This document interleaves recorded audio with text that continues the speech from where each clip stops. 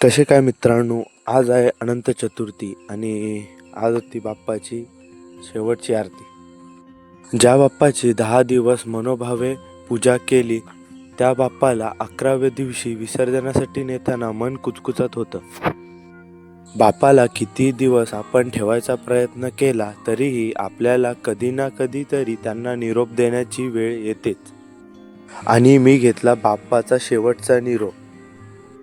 मग आम्ही घेऊन गेलो बाप्पाला त्याच्या विसर्जनाच्या ठिकाणी. विसर्जनाच्या ठिकाणी नेताना आमच्या पाठोपाठ बाकीचे गणपती देखील निघाले होते. गणपती बाप्पा सोबतचे सर्वांचे 10 दिवस हे खूप सुखात आणि समृद्धीत गेले. सर्वांचे गणपती बाप्पा विसर्जनाच्या ठिकाणी आले. सर्वांचे बाप्पा आल्यावर गणपती बाप्पाची आरती सुरू झाली. आरती झाल्यानंतर बाप्पाने आपला शेवटचा निरोप सर्वांना दिला. त्याचबरोबर आपल्या गणरायाने देखील शेवटचा निरोप आम्हाला दिला.